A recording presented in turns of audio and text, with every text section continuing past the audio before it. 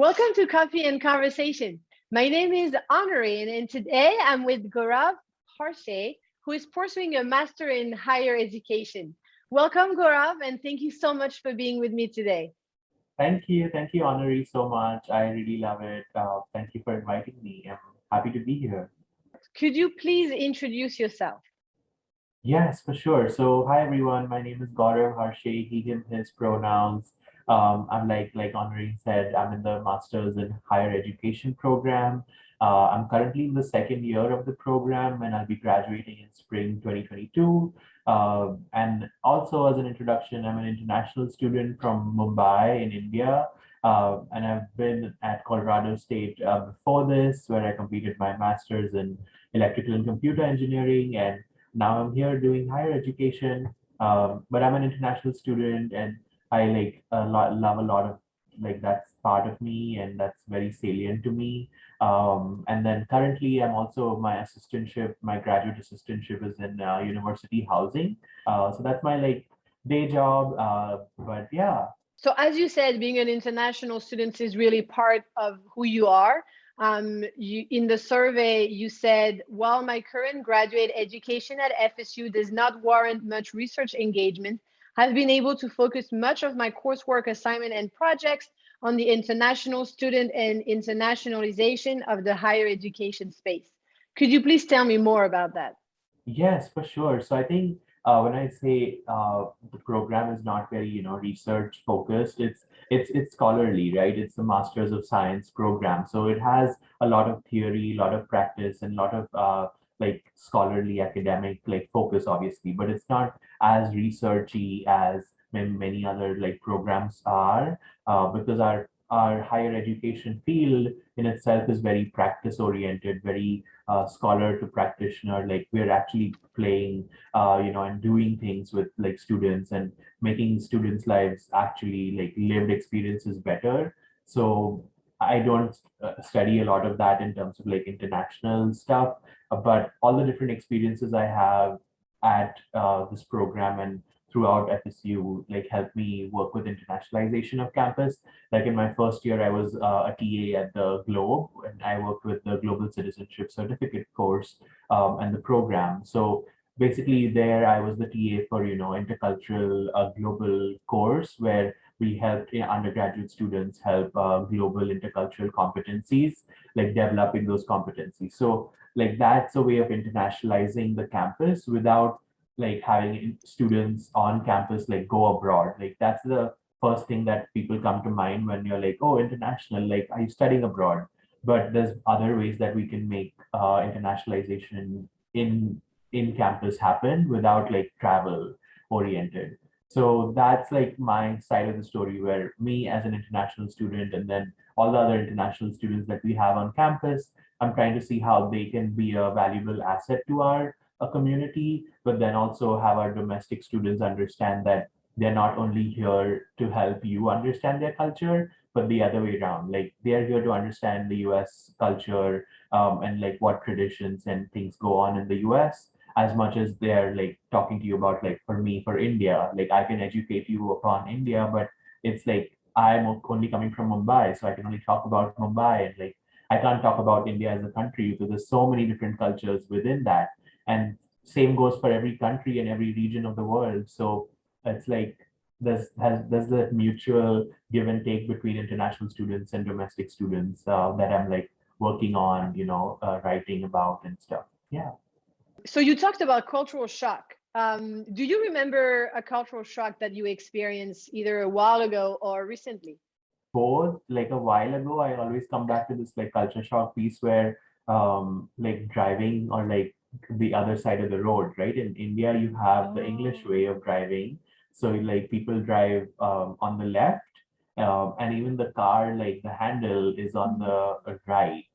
So that's how it works. And I don't drive in India, but I started learning how to drive in the US in Colorado. But even way before that, when I first it was my first couple of weeks, and I was just trying to find out how to get to different parts of town. I stood on the bus stop on the wrong side of the road, because I was like, oh, this road will take me this way, and I was like, it took me the opposite way, because obviously the roads are switched. So then I sat on the bus because it's a loop. Like it took me 1 hour to go through the whole loop. And then I was like, I don't want to find another bus right now. I'm okay with just being on any bus and just getting somewhere and just moving. And that helped me also, see the town because I Yeah. was trying to get from point A to point B, but the bus took me all around like the city. And I was like, okay, I like this. Like it's fine. So then, and then recently, I think the culture shock is like also like in our meetings, we generally talk about like, let's table this conversation for now. But then in US, like English, it means let's not talk about it or something like that. But then in English, like UK English, we talk about like, let's table this conversation, meaning like, let's talk about it right now. Let's do it right now. And then I'm like, what do we mean? Let me put my like English brain aside and like bring my US brain. So like culture shock can come in different ways that way. But then I think also another one is like individualism and like communal aspects. Like in India or like in Mumbai, we're very like communal, and like I like bank upon each other for a lot of like work and things, for like festivities. And then in the US, it's very like individual, like spirituality is very individualistic. Like you go to people's dinners, but you like leave like within that 1 or 2 hours. You don't stay for too long. So there's a lot of like that communal aspect that comes into the picture where if I were to go to somebody's house, like they know I'm going to be there for like 3, 4 hours, if not later, and like crash on their house. But it also just depends like how close you are. Like I don't want to box any culture into one thing, but it just depends. Like nobody's going to tell you in India and like Mumbai, like, oh, like why are you here? It's time to go. Like nobody will say that. But like here, I've seen like, oh, like, it's like, yeah, let's get dinner sometime. And thank you for coming. And like, politely, but it's also like, Yeah. time to go now. So to go back to your studies, you did a master in computer engineering. Now you're doing a master in higher education. To me, it's two different worlds. Right. Where is the connection? Yeah, I think to a lot of people it's a different like world because and that's what I'm trying to bridge is my kind of goal. But I think really what I understood from my masters over there was we have a lot of STEM students and we have a lot of STEM international graduate students. And the graduate student side of international students isn't as explored as undergraduate students are because undergraduate students come in their first year, they have like campus events to go to, they have like so many things, fraternities, sororities, like all these student clubs to go to, and like academics, like their professors are helping them from like course 101, course 201, and all of that. But then graduate students in the US, like if you're a grad student, you're assumed to know everything. And STEM is different in different countries. So coming from the computer engineering, electrical engineering field, like in India, it was different to what it was in the US. And I feel like there was not so much of like overlap in understanding like there might be struggles for graduate students who are like intellectually capable, intelligent, academically competent enough, but they don't have the US ways of doing things like productivity and efficiency and just being, presentable in terms of conferences, research, all of that.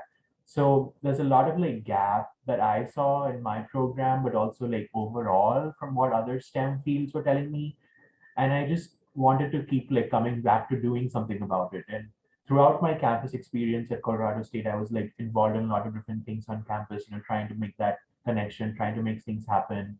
And then one time, my professor and my supervisor at the ISSS, the International Students and Scholar Services over there, was just like, this can be a career, right?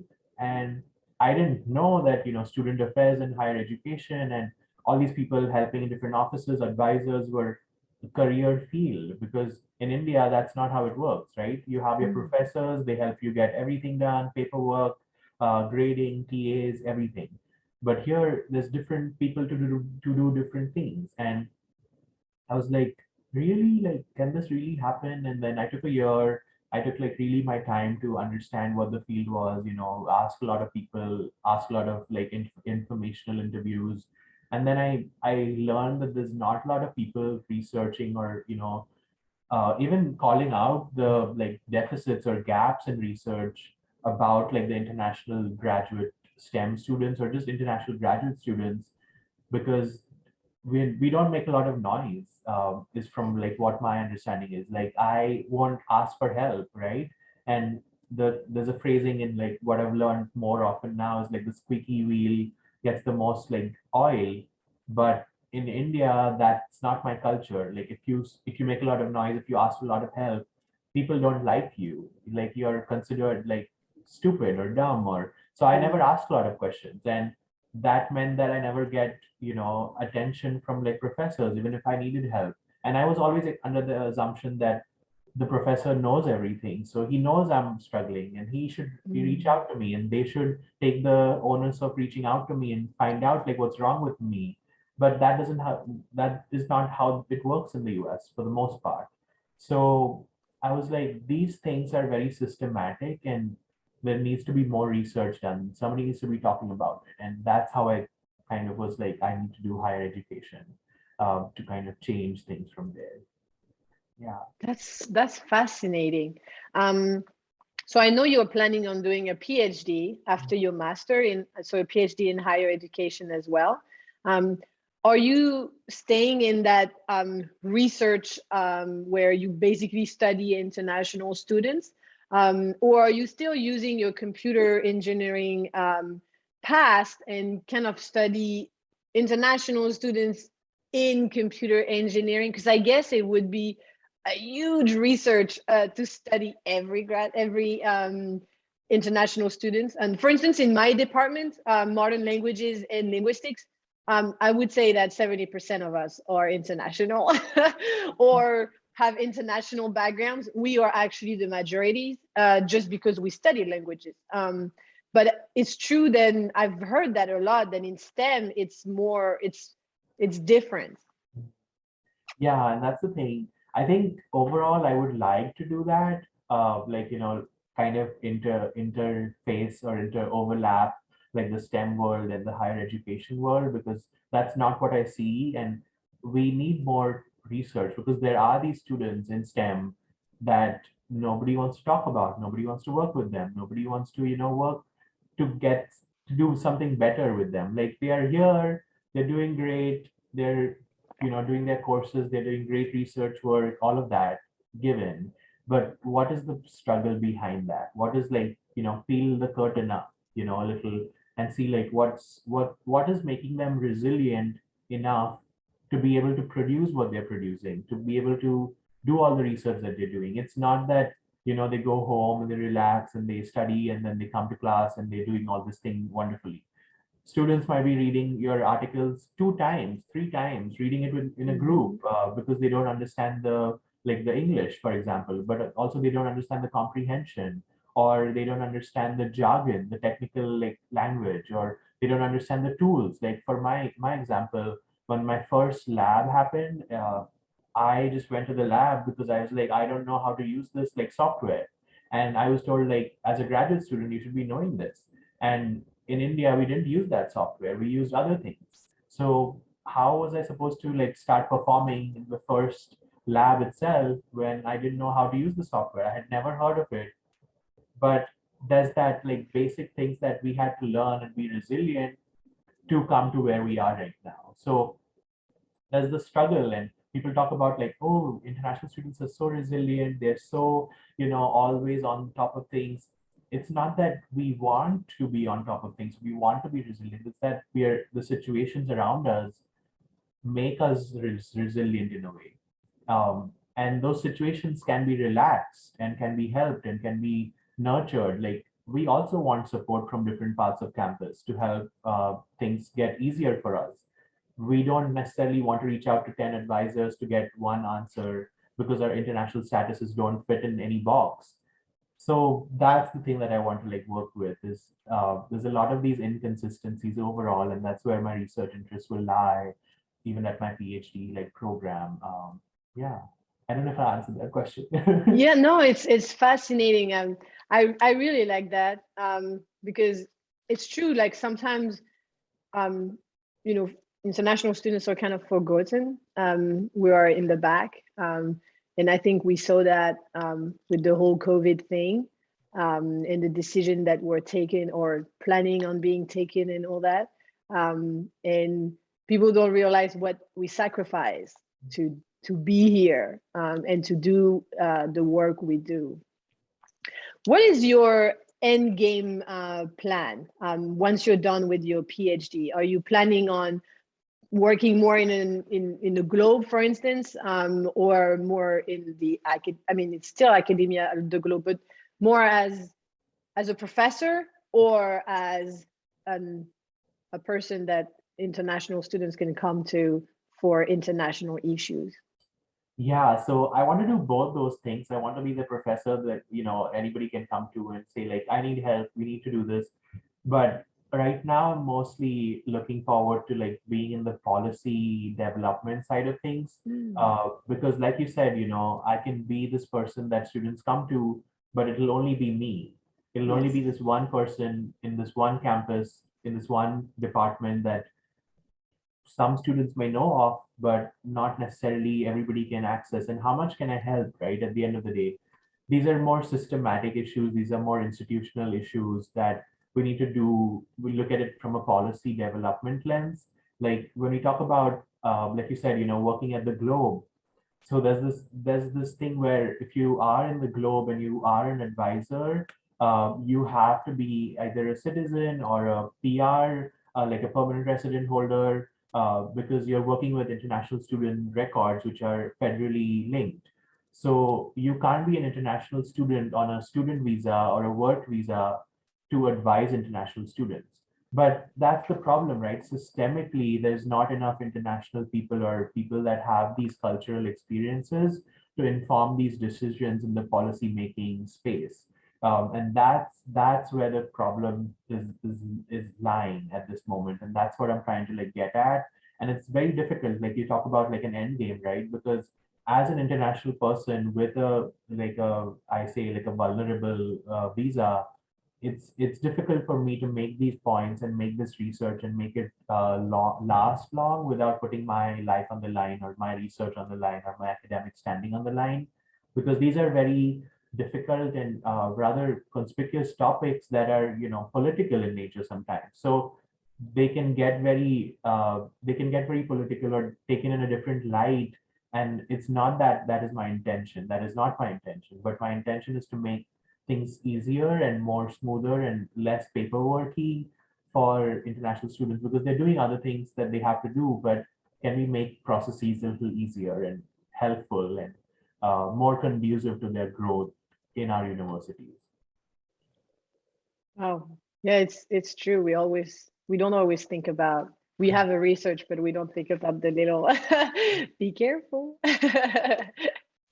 All right. Well, thank you so much, Gaurav, for your time and for this great interview. I loved our conversation and what we talked about. It's always fascinating to learn different experiences, but especially because about the international, different, I guess, experiences and policies and all these little things that we don't always think about.